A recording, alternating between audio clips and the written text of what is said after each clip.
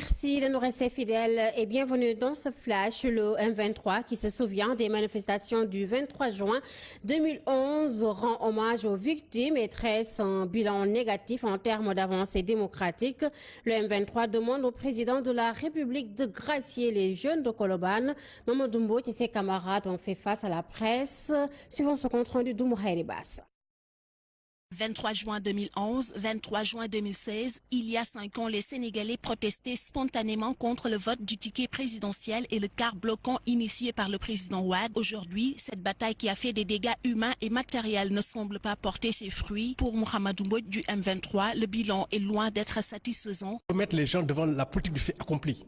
L'acte 3, la décentralisation, le référendum, je suis le plus fort, je suis le plus malin, je fais ce que je veux et puis c'est terminé. Et donc de ce point de vue quand même, nous les Sénégalais n'ont pas élu le président pour ça. La liste est encore sombre, le contrat de concession de la Sonatel a été renouvelé. Nous sommes surpris et choqués de constater que le contrat de concession a été renouvelé. Alors même que la demande de renouvellement doit se faire en juillet 2016. Le coordonnateur du M23 appelle donc à une introspection et plaide pour la grâce des jeunes de Colobane. Nous avons commencé par dire qu'il faut demander au président de la République d'accorder la grâce aux jeunes de Colobane, même de les amnistier. Parce que l'homicide pour lequel ils sont condamnés à 20 ans, ils ne sont peut-être pas les auteurs. Pour le cas Karim Wade, le M23 se veut nuancé. Le président de la République a les prérogatives de gracier, c'est incontestable. Il n'a qu'à prendre ses responsabilités. Nous avons des questions, une interrogation. Est-ce que la morale républicaine permet de gracier quelqu'un qui est coupable de crimes économiques?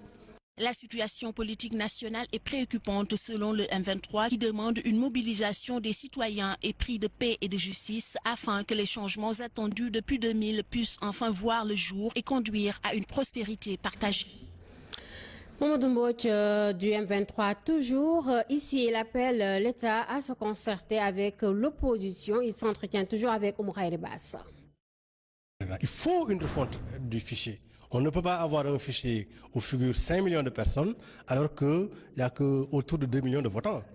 Donc il y a quelque part problème, il y a un stock mort et il faut veiller à ce que tous les gens qui sont en âge de voter puissent aller voter. Ça c'est important. Il faut qu'on revienne au consensus de 92 qui a permis l'alternance de 2000 et qui a permis toutes les alternances. Il est important que dans un pays qu'il y ait un consensus. On est dans un pays, j'ai toujours dit qu'il y a une exception sénégalaise. Il faut qu'on dépasse certaines tares de la démocratie infantile. Nous sommes une démocratie mûre. Il faut qu'il y ait des concertations, il faut qu'on ait un consensus, qu'il y ait des élections libres. Les causes de l'incident qui a ravagé le pavillon vert du Centre international pour le commerce extérieur du Sénégal, CICES, à la 24e édition de la Foire internationale de Dakar, sont encore non élucidées, a déclaré ce jeudi le directeur général du CICES, Cheikh Ndiaye. Selon le directeur général, le feu a causé une perte totale de près de 300 millions de francs CFA en matériel, installation et infrastructure pour le CICES. Il soutient également qu'un accord est en train d'être trouvé avec les victimes pour leurs indemnisations. En compte rendu signé Fatima Diop Babacar Soumari. Face à la presse, le directeur général du CICES a présenté le pré-rapport de l'enquête sur l'incendie survenu lors de la dernière foire. Après ces résultats des experts, jusqu'ici, les causes de l'incendie sont méconnues. À l'issue desquelles recherches, les experts ne sont pas parvenus à dire avec précision la cause de l'incendie de ce pavillon vert. Quant au préjudice et l'indemnisation, préjudice et indemnisation portent sur le dommage au niveau des sinistrés. Des pertes évaluées à 300 millions de francs CFA pour le CICES et les sinistrés à 557 573 269 francs CFA. Le matériel consumé par les flammes se chiffre à 75 millions de francs. Les dégâts sur l'infrastructure à 156 millions. Le montant à recouvrer 70 950 360. Le préjudice et l'indemnisation se présentent comme suit. La valeur déclarée par les sinistres s'est chiffrée à 2 401 millions. Quant à la valeur définitive, 576 millions 573 269. Ils sont au nombre de 180 sinistrés, dont 42 Sénégalais, qui ont perdu leur matériel. En attendant ces indemnisations, la 25e édition de la Foire internationale de Dakar se prépare et c'est prévu à la date du 24 novembre au 9 décembre avec comme pays invité d'honneur l'Éthiopie. Journée de réflexion initiée par la Cour suprême. Objectif, créer une harmonisation dans la lecture du droit entre cette Cour et les juridictions de fond, mais aussi permettre aux justiciables de comprendre les décisions rendues. Occasion saisie par le président de la Cour de réaffirmer l'indépendance du pouvoir judiciaire par rapport aux autres. Ndeye Khady Diouf, El Hadji Diène explique. Créer une harmonie entre les juridictions de fond et la Cour suprême, c'est tout de réflexion initiée par la Cour suprême. Les procédures judiciaires se déroulent le plus souvent selon 3 instances. Nous avons remarqué que d'une instance à l'autre, les décisions peuvent être divergentes. Il faut créer un cadre de communication avec comme objectif de faire en sorte que l'interprétation de la loi et son application aux situations de fait qui nous sont soumises pour les jugements soient uniformes. Pour le président de la Cour, cette harmonisation permet aux justiciables de se retrouver. Dites ce que le justiciable peut attendre de nos rencontres, c'est une plus grande cohérence dans nos décisions. Les juridictions sénégalaises utilisées à des fins politiques, au président de la Cour de préciser. Il faudrait placer ce problème au plan de la séparation des pouvoirs. L'exécutif a ses pouvoirs, le législatif a ses pouvoirs et le judiciaire a ses pouvoirs. Et nous savons que chaque pouvoir est indépendant des autres. Pour ce qui est du recours déposé par Aïda Mbodj, le président soutient que le dossier est encore en phase de mise en œuvre. Ndeye Khady Diouf, le Conseil national des Marocains du Sénégal dénonce la gestion de leurs représentants diplomatiques dans notre pays. Face à la presse, le Conseil estime que l'ambassadeur Taleb Brada n'œuvre pas pour le bien-être de ses compatriotes. Les détails avec Aminata Dramé et Cheikh Ibra Fall.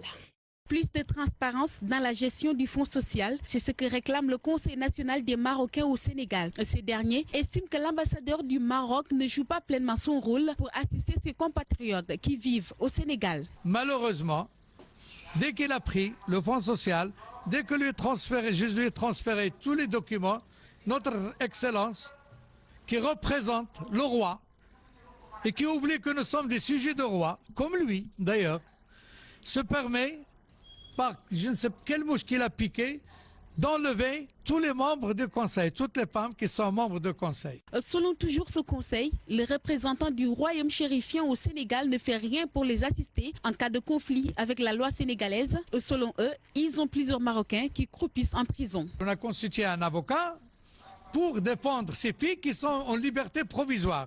Deuxièmement, nous avons une fille marocaine qui a copté 12 ans de prison pour une affaire de drogue.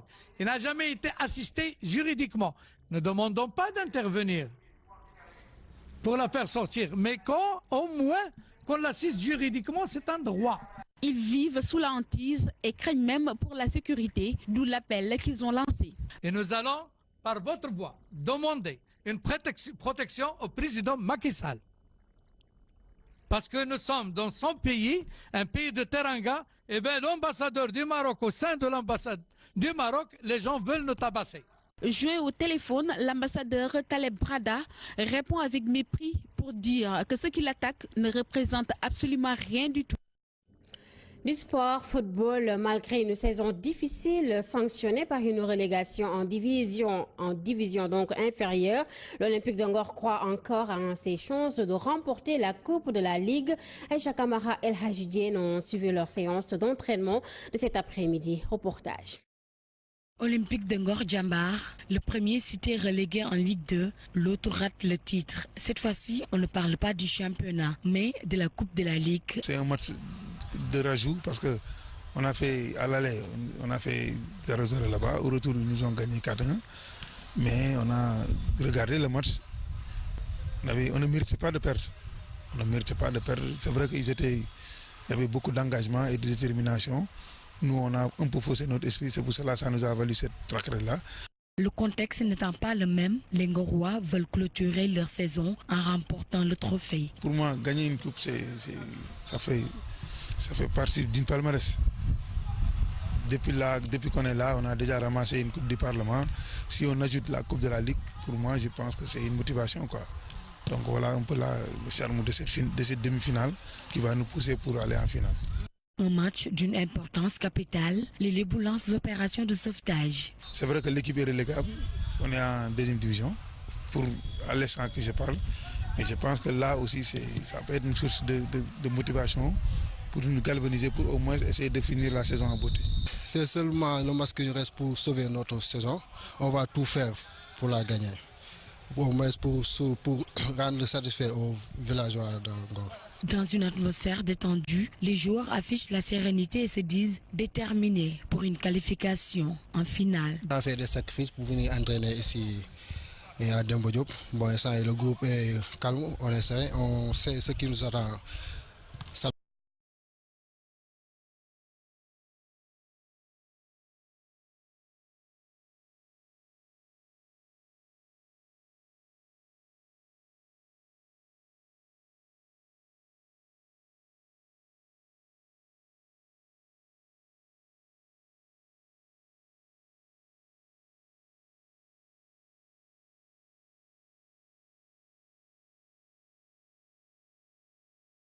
Il y a un stock mort et il faut veiller à ce que tous les gens qui sont en âge de voter puissent aller voter. Ça, c'est important. Il faut qu'on revienne au consensus de 92 qui a permis l'alternance de 2000 et qui a permis toutes les alternances. Il est important que dans un pays qu'il y ait un consensus. On est dans un pays, j'ai toujours dit qu'il y a une exception sénégalaise. Il faut qu'on dépasse certaines tares de la démocratie infantile. Nous sommes une démocratie mûre. Il faut qu'il y ait des concertations, il faut qu'on ait un consensus, qu'il y ait des élections libres. Les causes de... Quand les Sénégalais protestaient spontanément contre le vote du ticket présidentiel et le quart bloquant initié par le président Wade, aujourd'hui, cette bataille qui a fait des dégâts humains et matériels ne semble pas porter ses fruits. Pour Mohamedou Mbodj du M23, le bilan est loin d'être satisfaisant. Il faut mettre les gens devant la politique du fait accompli. L'acte 3, la décentralisation, le référendum, je suis le plus fort, je suis le plus malin, je fais ce que je veux et puis c'est terminé. Et donc de ce point de vue, quand même, les Sénégalais n'ont pas élu le président pour ça. La liste est encore sombre. Le contrat de concession de la Sonatel a été renouvelé. Nous sommes surpris et choqués de constater que le contrat de concession, est-ce que la morale républicaine permet de gracier quelqu'un qui est coupable de crimes économiques? La situation politique nationale est préoccupante selon le M23 qui demande une mobilisation des citoyens épris de paix et de justice afin que les changements attendus depuis 2000 puissent enfin voir le jour et conduire à une prospérité partagée. Mohamedou Mbodj du M23 toujours. Ici, il appelle l'État à se concerter avec l'opposition. Il s'entretient toujours avec Oumar Haïry-Bass. Il faut une refonte du fichier. On ne peut pas avoir un fichier où figurent 5 millions de personnes alors qu'il n'y a qu'autour de 2 millions de votants. Donc il y a quelque part problème.